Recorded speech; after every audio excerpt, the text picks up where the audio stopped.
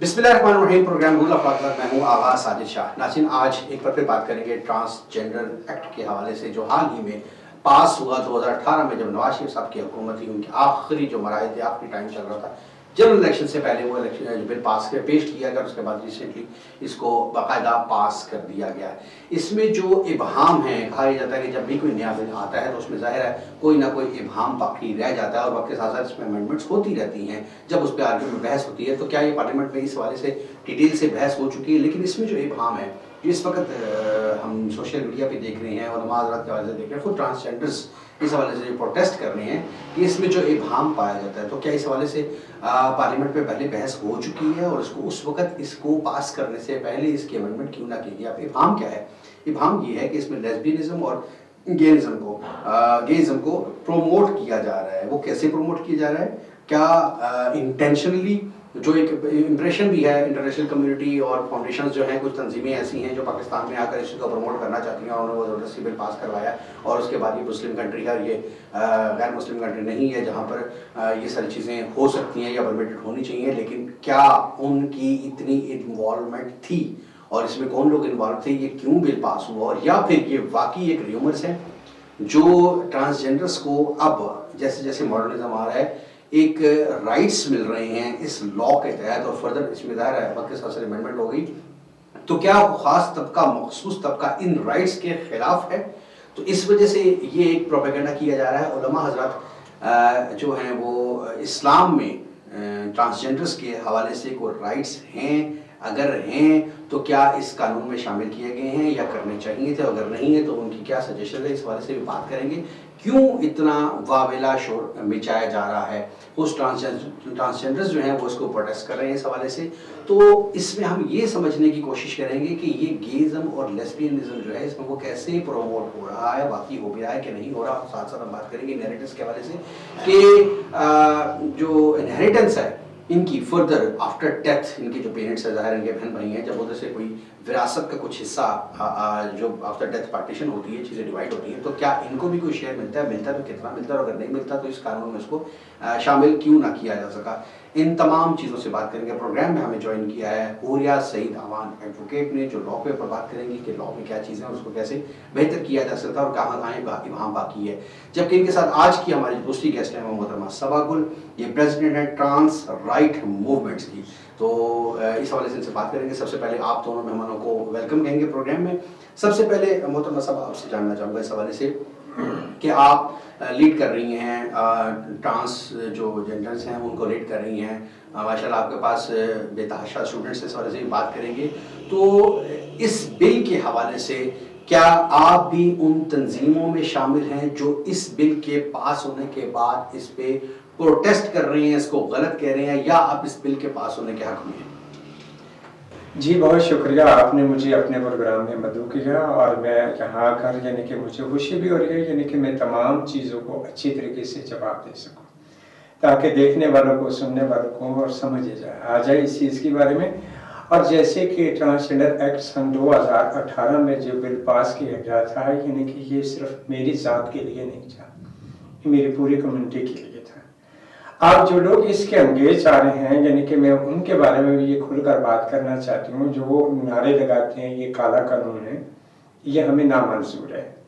वो इसलिए नामंजूर है यानी कि उनकी दिन की इनकम अच्छी खासी से हो जाती है, उनकी गुजर बसर अच्छी तरीके से हो सकती है, उनका गुजारा अच्छी तरीके से हो सकता है। ये बिल उन लोगों के लिए है जो तालीम याफ्ता हैं, जो पढ़े लिखे हैं, जो स्किल की तरफ आ चुके हैं, जो हुनर सीखना चाहते हैं, जो अपने हक हलाल की रोजी रोटी कमाना चाहते हैं। ये बिल ना उन लोगों के लिए है जो लोग कहते हैं यानी कि ये काला कानून मुर्दाबाद, वो इसलिए कह रहे हैं यानी कि 5 से 10 लाख रुपए दिन की आमदन होती है उनकी, तो वो कैसे इस कानून को पास करें? वो इसलिए यानी कि आप 50,000 1 लाख रुपए की सैलरी से उनका गुजारा तो मुश्किल हो जाएगा। ये वो लोग जिन लोगों ने यानी कि माशाल्लाह ज़िंदगी के बड़े कीमती वक्त अपनी तालीम में वो किया दिया और उसके बाद स्किल सीखने में दिए, यानी कि अगर उनके पास स्किल भी हैं, उनके पास तालीम भी है, उनको अच्छे बुरे की सूझ समझ भी है, तो ज़ाहिर बात है यानी कि वो लोग तो इस कानून की तरफ आएंगे और इस मैं आपको रोकूंगा थोड़ा सा, मैं समझ नहीं पाया आपकी बात। 50,000 लाख रुपए अगर आप कह रही मिलता है तो उससे उनका गुजारा नहीं होता, तो what do you mean to say कि इससे ज़्यादा भी वो कमाते हैं, बहुत ज़्यादा कमाते हैं, और कैसे कमाते हैं? यानी अगर ये कानून पास हो जाता है इसके बावजूद मांगने पर, या अगर कोई इलीगल एक्टिविटी में इन्वॉल्व है तो उसको तो अदरवाइज भी आप नहीं रोक सकते, उसका तो अदरवाइज भी कानून मौजूद है। इस बिल के पास होने से उनको क्या प्रॉब्लम हो सकती है? मैं वही बात कर रही हूँ, इस बिल के अंदर जो चीज़ है, यानी कि सारी बात है, जो अगर वो पुलिस की नौकरी करेगा 25 से 30 हज़ार या 50,000 उसकी सैलरी होगी, तो उसमें उसको गुजारा करना पड़ेगा।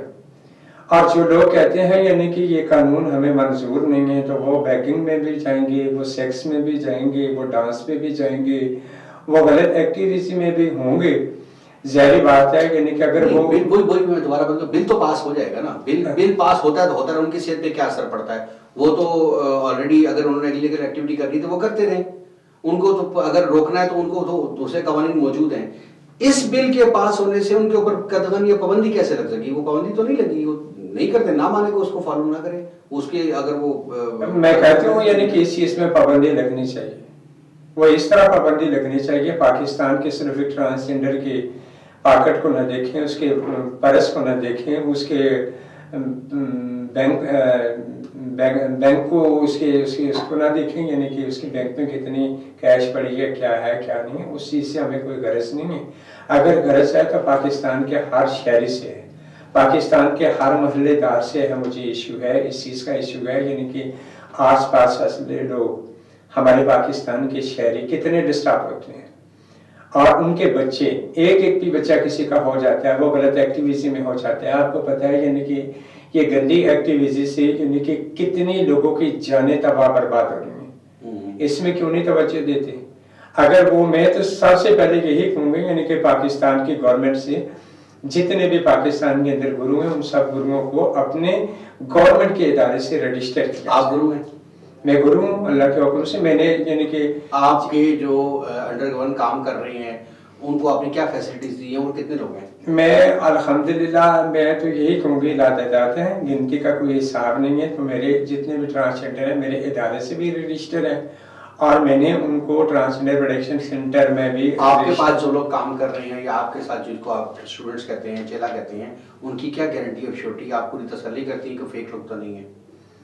देखिए, सबसे पहले तो मैंने एक आज़ाद दड़ा बनाया, ग्रुप बनाया एक। उस ग्रुप में मेरी रोज़ाना, अब तो मेरी तबीयत ख़राब है, 10-12 दिन से मैं बात नहीं कर रही, मगर मेरी रोज़ाना जैसे कि माँ बाप अपने बच्चों को तरबियत देते हैं, तबलीग करते हैं, वसीयत करते हैं, मेरी उसी तरह की तबलीग भी उनके ऊपर है, वसीयत भी उसी तरह की है। अब मैं बात करने लगी हूँ, यानी कि मेरा एक ट्रांसजेंडर है, बुलबुल उसका नाम है, यानी कि 17 साल से यानी कि वो मदीना मार्केट में एक ही दुकान पे, यानी कि वो कपड़े की दुकान पे वो काम कर रहा है। और उसके मालिक, मकान जो है, दुकानदार जो हैं, यानी कि जो मालिक है, बॉस हैं, उसके ऊपर इतना भरोसा करते हैं, यानी कि वो जहाँ भी पाकिस्तान के दीगर शहरों में भी जाकर उगराई करके लाकर वो अपने मालिक को उसके हाथ में वो कैश पकड़ाता है। फिर दूसरा मेरा स्टूडेंट है जिसका नाम सनम जान है, यानी कि वो सरकारी जॉब कर रहा है, यानी कि वो पौधे लगाने वाली। अच्छा, माली है? हाँ, मालियों का काम करता है।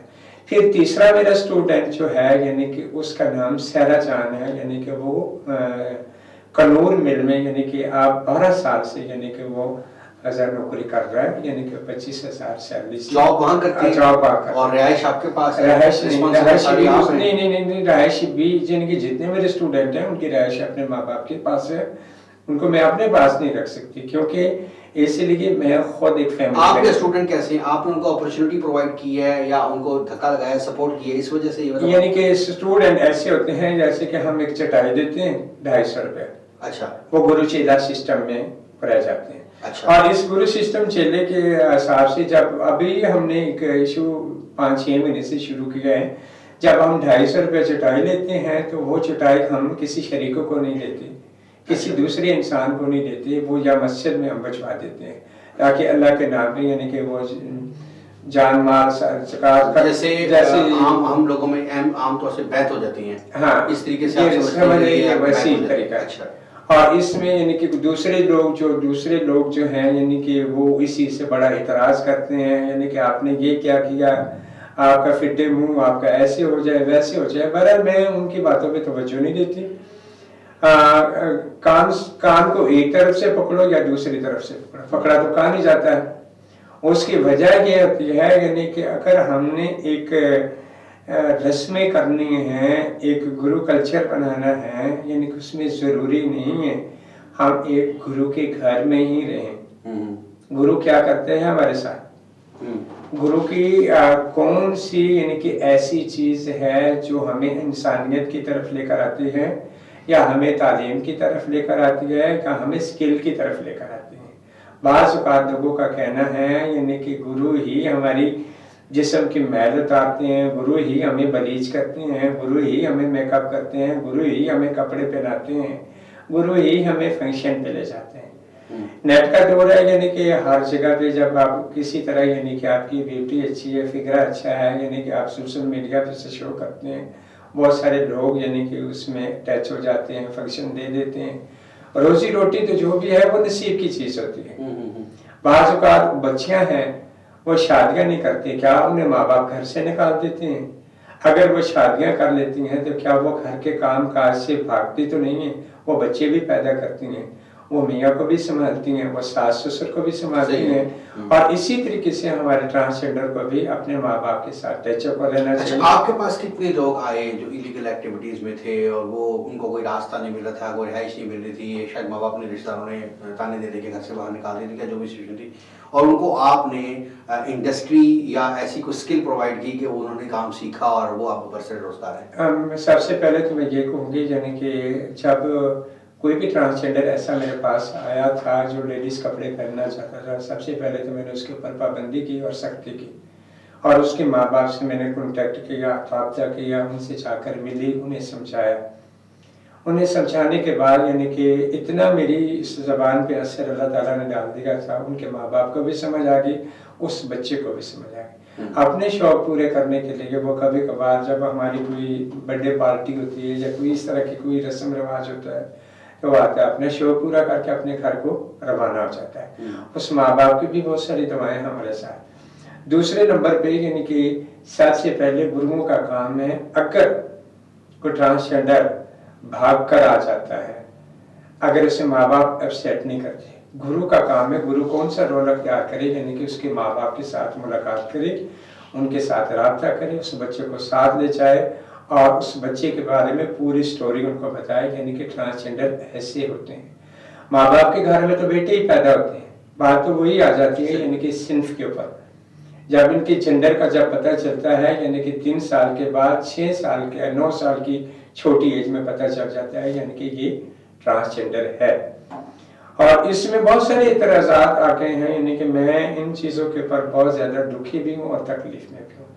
जैसे वापस आता हूँ आपकी तरफ, थोड़ा सा यहाँ से मैं दोबारा से आपके साथ सवाल करता हूँ। मैडम हुरिया से जानना चाहूँगा इस हवाले से, इस बिल के जरिए एक इम्प्रेशन जा रहा है लेस्बियनिज्म और गेइज्म जी प्रमोट हो रहा है। अब इस बिल में ऐसी क्या चीज़ है जिसकी वजह से उलमा हज़रात ने और कुछ ट्रांसजेंडर्स ने और सोशल मीडिया पे इतना वावेला मचा रखा है और उसको कहते हैं ये काला कानून, इसको ख़त्म होना चाहिए, तो ऐसे इसमें कोई ऐसी चीज़ है, वाकई है इसमें?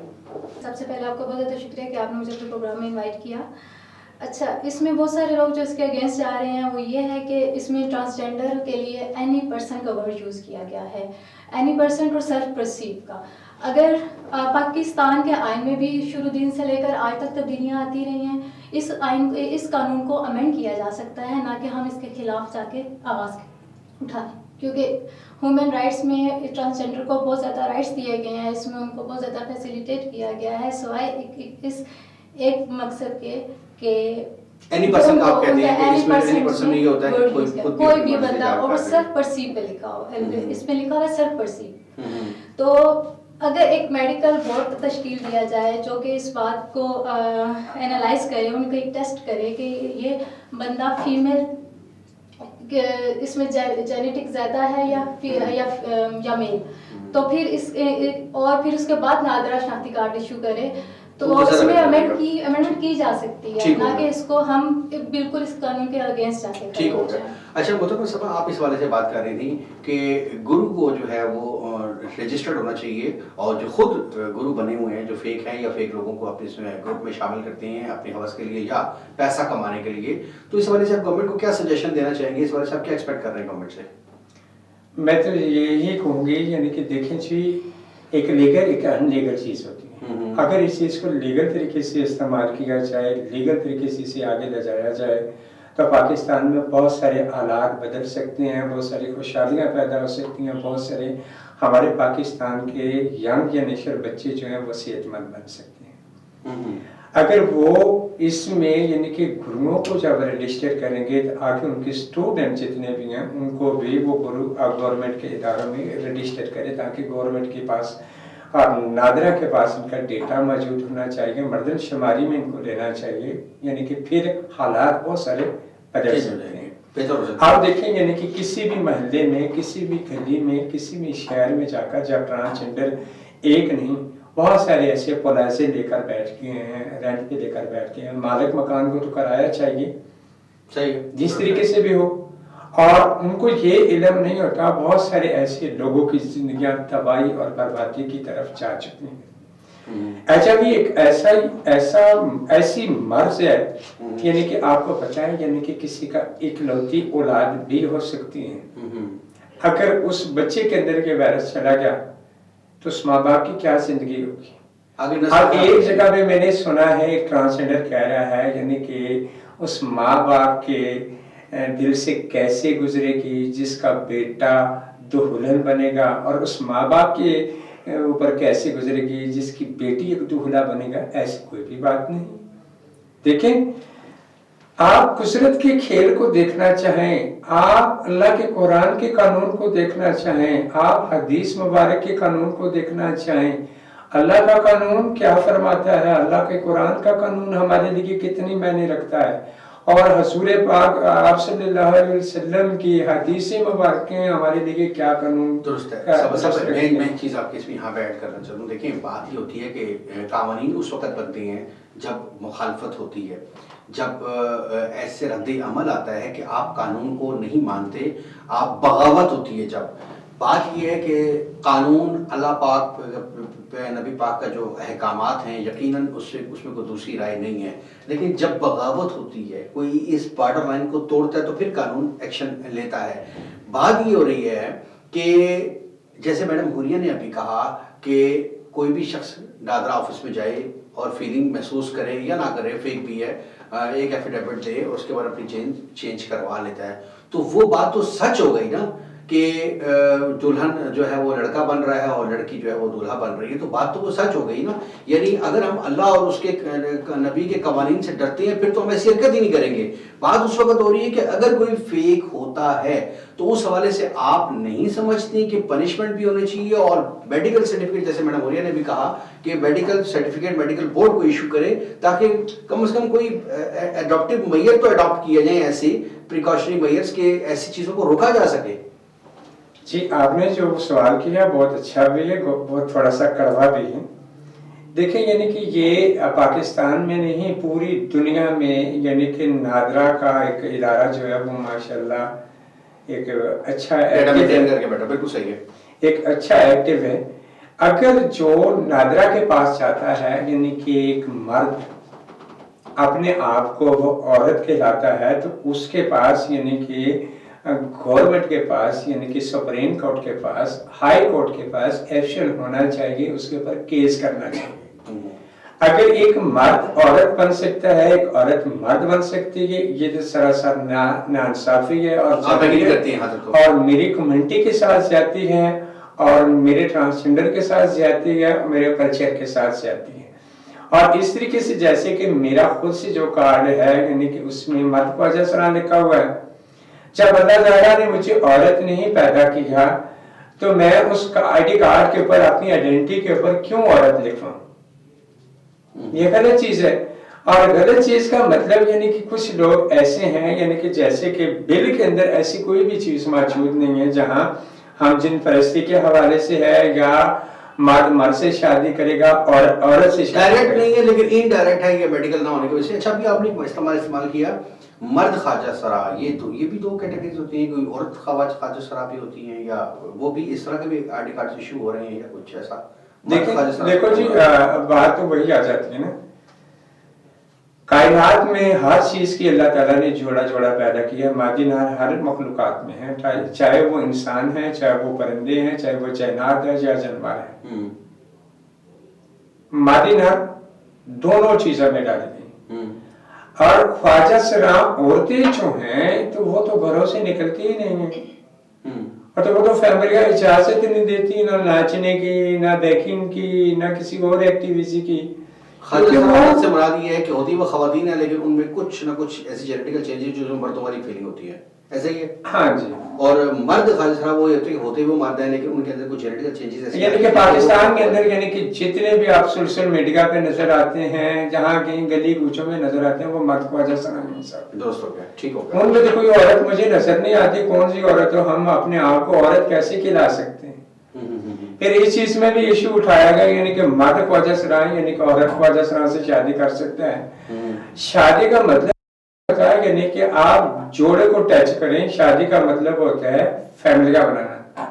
फैमिली बन नहीं सकती अगर मुझसे को कहेगा नहीं कि आप किसी औरत से शादी कर लो, तो मैं किस तरीके से उसको एक्सेप्ट करूंगी और किस तरीके से बच्चे पैदा करूंगी, क्या करूंगी? आखिरी सवाल आपसे पूछना चाहूंगा, बिल्कुल बहुत अच्छी इस हवाले से बात हो गई, जो अमेंडमेंट्स होनी चाहिए, जो थोड़ा बहुत इबाहम है वो दूर होना चाहिए। इनहेरिटेंस के हवाले से ये बताइएगा कि इनहेरिटेंस में आपको कोई एतराज़ात हैं, कोई ऑब्जेक्शन है, या आप समझते हैं कि गवर्नमेंट से अभी डिमांड करते हैं कि इनहेरिटेंस में राइट्स अभी उस तरीके से इस लॉ में वास नहीं हो जो मिलने चाहिए? देखिए जी, जो हमारा बिल पास किया गया ना, इसमें यानी कि जो चीज़ें हमें मिलनी चाहिए थी, जो गवर्नमेंट ने ऐलान करना था, गवर्नमेंट ने तो ऐलान कर दिया, जिसमें पुलिस की नौकरियां हैं, फौज की नौकरियां हैं, और यानी कि मेडिकल उसमें है, यानी कि बोर्ड में यानी कि वो हिस्सा ले सकते हैं, इलेक्शन में हिस्सा ले सकते हैं, और उसमें साथ यानी कि ये दूसरा भी कर सकते हैं, क्या नाम उसका, बड़े बड़े कॉलेजों में, यूनिवर्सिटियों में, अकेडमियों में दाखिला भी ले सकते हैं। ये तमाम चीजें यानी कि सब चीजें, सब इशरात, सब जायज चीजें हैं, इसमें गलत चीज अपॉर्चुनिटी मिलनी चाहिए, वहां तक तो दुरुस्त है। हाँ। लेकिन अपॉर्चुनिटी मिलनी चाहिए। आज से पहले जब किसी ख्वाजा सरा, चाहे वो गुरु के पास रह रहे हो या अपने घर में रह रहे हो, तो उनको अपने वालिदैन या बहन भाइयों की विरासत मिलती थी? विरासत देखिए जी, बहुत सारे ऐसे ट्रांसजेंडर हैं, बहुत सारे ऐसे ख्वाजा सरा हैं जिन्होंने अपने माँ बाप से विरासत में हिस्सा लिया है। बहुत कुछ ऐसे माँ बाप होंगे जो पत्थर दिल जिनका होगा, जिन्होंने अपनी औलाद को घर से, दिल के टुकड़े को घर से बाहर निकाल भी दिया है और वो विरासत में हिस्सा भी ले। बात करूं मैं अपनी, तो मुझे तो हर तरह से यानी कि जैसे बहनों को या भाइयों को विरासत में हिस्सा था, वैसे हिस्सा मिला, और उस हिस्से को मेरे बहनों ने और मेरे भाइयों ने मुश्तरका फैसला करके मुझ पे जब छोड़ा ना, तो मैंने एक ऐसा फैसला कर दिया था, 40 कनाल जमीन जो थी, उस जमीन को हमने फरोख्त किया। नीचे जो है उसका हिस्सा जो था, यानी कि जमीन जो थी, वो हमने जनाजा गाह के लिए दे दी। ऊपर जो उसके पिलर बनाकर एक मदरसे की शक्ल में मदरसा उसका बना दिया, ताकि मेरे बाप को यानी कि इस दुनिया में भी और आखिरत में भी अल्लाह ताला उसका अच्छा। अच्छा मैडम, आप आखिरी सवाल मुझे इस सवाल से बता दीजिएगा, इस कानून के तहत ख्वाजा सरा जो हज़रात हैं उनको कोई इसमें कोई ऐसी अमेंडमेंट लाई गई है, कोई शेयर्स मिल रही हैं? बिल्कुल, इस कानून के तहत उनको अकॉर्डिंग टू देयर CNIC इनको राइट्स दिए गए हैं। अगर उनके आईडी कार्ड पे लिखा हुआ है मर्द का, तो उनको मर्द के राइट दिए गए हैं। उनको उतनी हेरिटेंस में जितना मर्द का हिस्सा होगा उतना मिलेगा, और अगर उन्होंने अपने आईडी कार्ड पे लिखा हुआ है कि वो फीमेल है, तो उनको फीमेल का राइट मिलेगा। ठीक हो गया। लेकिन इतने, मैंने अभी इनका आईडी कार्ड देखा है, ये इतने इनसिक्योर हैं कि इन्होंने अभी तक अपने आईडी कार्ड पे मेल या फीमेल कुछ भी नहीं लिखवाया। इन्होंने इसके ऊपर सिर्फ एक ख्वाजा सरा का साइन है, एक्स बना हुआ है, उन्होंने वो लिखवाया हुआ है।